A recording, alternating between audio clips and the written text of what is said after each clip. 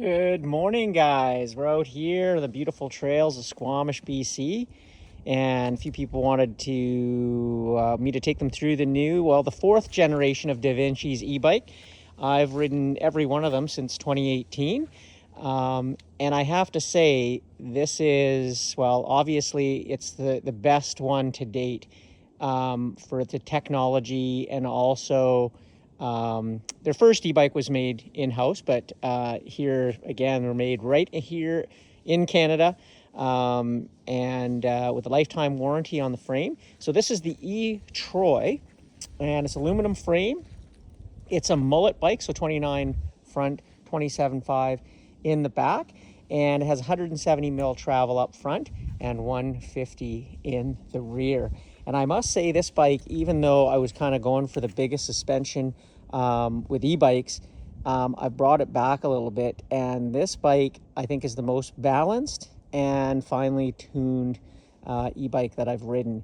And also, when we talk about e-bikes, you know, cost is an issue for a lot of people, for sure, for everybody, at whatever level they went in. So if you're looking for a really inexpensive e-bike, man, there's so many good used bikes on the market, especially from companies like Devinci and other companies that if you move into a 2020 or something like that, you can get into a bike for $4,000. Now, that's not cheap, but for mountain bike standards, it's actually a pretty fair price to get into what these bikes offer and how much you will ride, because you'll ride every day of your longest ride, having so much fun. And so the smiles per cost is absolutely off the charts. So yeah, so this bike, you can see I've done a nice little all mountain style wrap on it, and I use this company because it's a super cool product and it protects the frame where you need it without actually having to do a ton of work to your bike to protect it. And just in those highway areas where it can, like in the lower fork stanchions, underneath and along the sides, chain and seat stays pretty simple for rocks flinging and stuff, and it just protects it.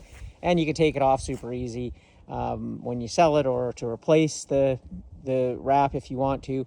And it's a really cost-effective way of doing so. And I also use, as you know, One Up.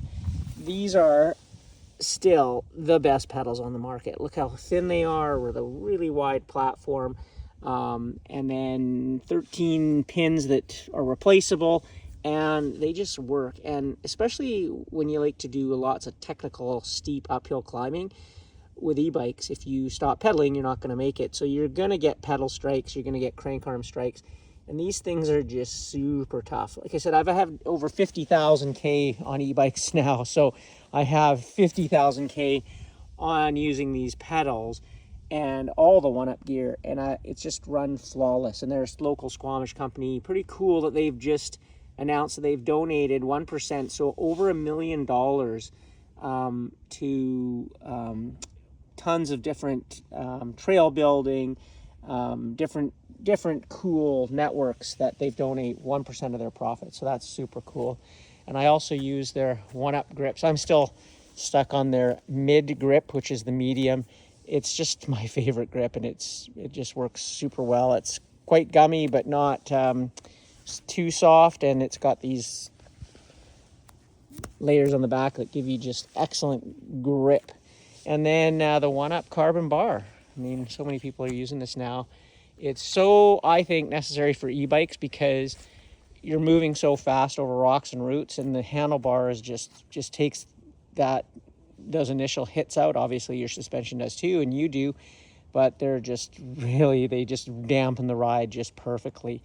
And they're super tough. And then the all-new V3 One Up seat dropper post, probably the biggest thing they're known for, seat dropper. And this is now lighter and smoother, and it's easier to replace all the parts and service yourself. And I can do it, so I could do it on the V2 no problem. So I haven't had to service this one yet, but when I do, I know it's going to be super easy to do so. But and then I run these RPP Pro Guard fenders, and I use the full length one on the front. I just like it because it just protects it from dust and dirt and everything. And then I actually use the one that you can use with zip ties on the, it's a front, but I reverse it in the rear, just cut it out for the chain there, and it gives me the most, you know, without being intrusive, it gives me the best sort of fender protection for all the linkage bolts and my butt, and works really well. And this bike has a 625 watt-hour battery. It's the Bosch CX system, which I absolutely love.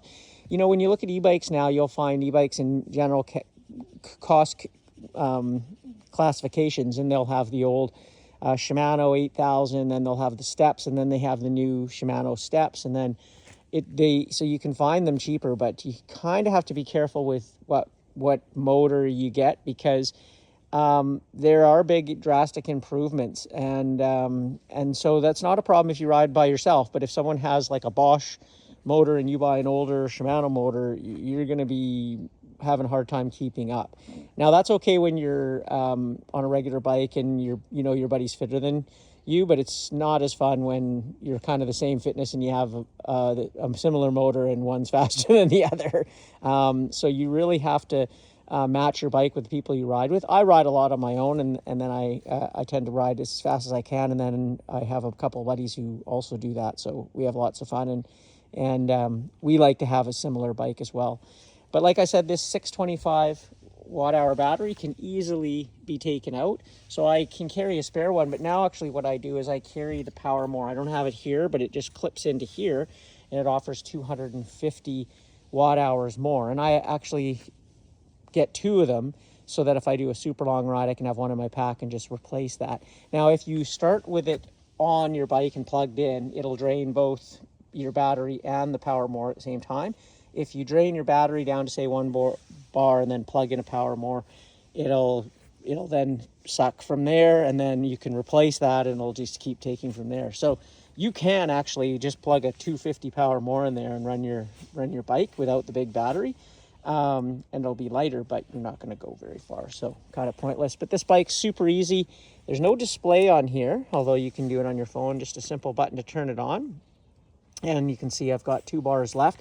And then over here, Bluetooth wirelessly here, is just when you up, and there we go, e-mtb, and that's where I ride all the time in boost, and super easy to do. And then same, push the button to turn off.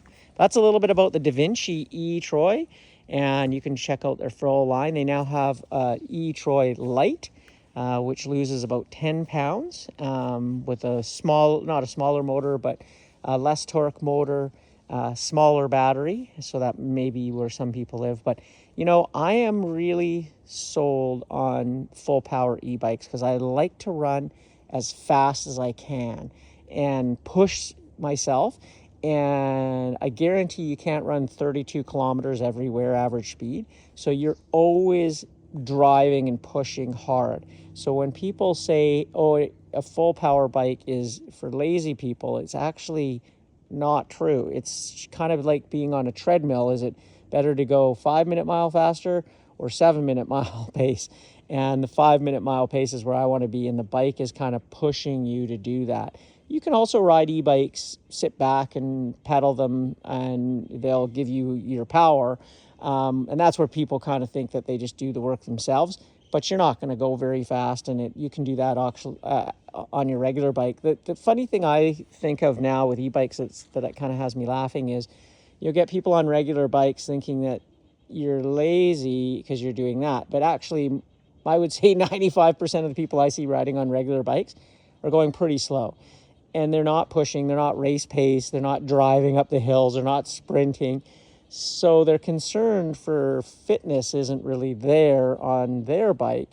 And then when they look at e-bikes, they think that people aren't getting a workout because they're going super fast, and they think the bike's doing all that work. And nothing can be further from the truth. So if you like to push super hard, that's where these bikes really shine. And they also shine on really, really technical uphills, which I like doing, like as hard as I can do, hard blues into blacks, depending on the terrain.